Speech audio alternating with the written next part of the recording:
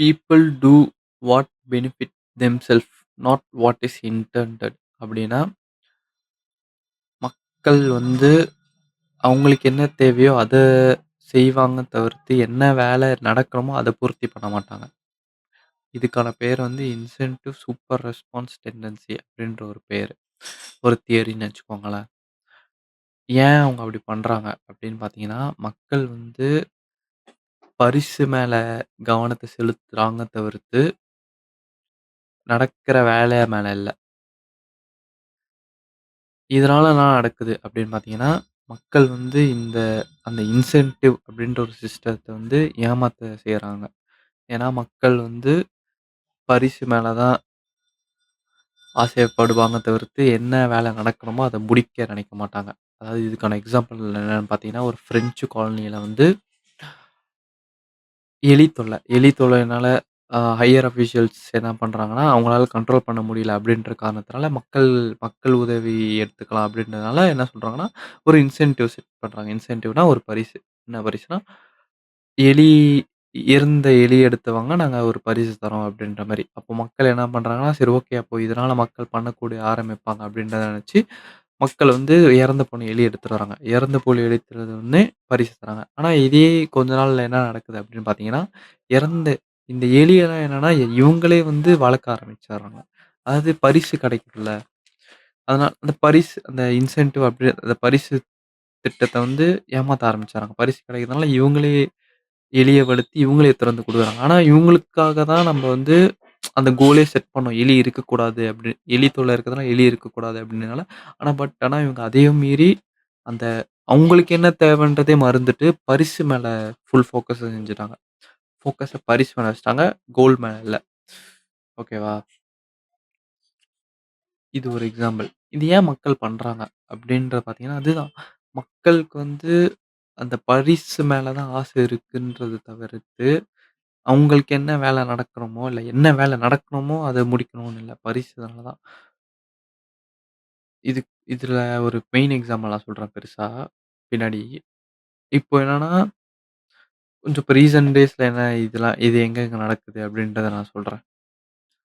First வந்து ஆ இந்த banking சைட்ல என்னன்னா, பேங்கிங், இன்சூரன்ஸு அந்த மாரி சைட்ல என்னன்னா, இத்தன பீப்பிள்ஸ் புடிச்சு குடு, இல்லனா இந்த லோன சாங்ஷன் பண்ணி குடுத்தா, உனக்கு இத்தன பெர்சன்டேஜ் ஆஃப் அப்படின்ட்டு நடக்கும்போது என்னன்னா, இன்சென்டிவ் மாரி. எப்படின்னா, மக்கள் வந்து அத யூஸ் பண்ணிக்கிட்டு, ஒண்ணு ஏமாத்தி அத குடுக்க ஆரம்பிச்சுர்றாங்க. இல்ல ஏதோ ஒரு விதத்துல அவங்களுக்கே எடுக்க ஆரம்பிச்சுக்கிறாங்க.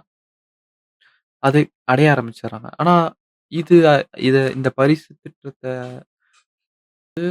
தவறா யூஸ் பண்ண ஆரம்பிக்கிறாங்க. சில இடத்துல. இந்த மாரி ஒரு சில இடத்துல. இப்போ நான் மெயின் எக்ஸாம்பிள் என்னன்னு பார்த்தீங்கன்னா, ஆ இது வந்து ஒரு எப்படி சொல்றது? ஆனா இந்த இன்சென்டிவ் சிஸ்டம்ன்றது பிற்காலத்துல நல்லதா தான் இருந்தது. எப்படி நல்லதா இருந்தது அப்படி சொல்றேன்னா, இப்போ வந்து ஒரு நல்லா வாழ்ந்திருந்த மனுஷன் கூட என்னன்னா, பிற்காலத் முன்காலத்துல வந்து போருக்கு அழைச்சு போவாங்க. போருக்கு அழைத்து போகும்போது என்ன நடக்கும்னா, அவங்களுக்கே தெரியும். போருக்கு அழைக்கும்போது நம்ம உயிர் ஆபத்தா இருக்கும்ன்றத தவிர்த்து, அவங்க போயிட்டு வரதுக்கு நேரம் ஆகும் அப்படின்றது அவங்களுக்கு தெரியும். ஓகேவா? பட் ஆனா அந்த உயிரே ஆபத்துக்குன்னு இருக்கிறபோதுன்னு நினைக்கும்போதோ, ஆனா அந்த இன்சென்டிவ் வந்து அவங்கள மறைக்க ஆரம்பிக்குது. கண்ண மறைக்க ஆரம்பிக்குது. எப்படின்னு பார்த்தீங்கன்னா, இப்போ வந்து அவங்க போருக்கு போறாங்கல்ல, போருக்கு போயிட்டு திரும்பி வர மாரி இருந்தா, அவங்களுக்கு என்ன கிடைக்கும் அப்படின்னு பார்த்தீங்கன்னா, அவங்க போருக்கு போன இடத்துல என்னென்ன வேணுமோ எல்லாத்தையும் எடுத்துக்கிட்டு, பொற்காசோ இல்ல என்ன பொற்காசு, காசு என்ன பொருளு ஏதாவது காசு எது வேணுமோ போருக்கு போயிட்டு வரும்போது உயிரோட வந்தாங்கன்னா, அத எடுத்துக்கலாம். இன்னும் இது வந்து பரிசு. இதே வேற ஒரு பரிசு என்னன்னு பார்த்தீங்கன்னா, இப்போ போருக்கு போறதுன்றது வந்து இவங்க ஒரு ஒரு பட ஒரு ஒரு ஆட்சியோ இல்ல ஏதோ ஒரு எப்படி சொல்றது? ஒரு கிங்டம்க்காக அவங்க அவங்க ஊருக்காக போறாங்க. ஸோ அப்படி என்ன நடக்கும்போது என்னன்னா, இப்போ அவங்க இறந்துட்டாங்கன்றபோதோ என்னன்னா, அவங்க ஊருக்கான பேர் அந்த பேர் அவங்களோட பேர் வந்து அந்த ஊருக்காக வந்துரும் அப்படின்ற ஒரு ரிவார்ட் கிடைக்குது. என்னதான் பார்த்தாலும் அந்த ரிவார்ட் பேலன்ஸ்டா இருக்கு. ஸோ அதனால அப்ப பண்ண ஆரம்பிக்கிறாங்க. அங்க தான் ஆரம்பிச்சது தான். ஓகேவா?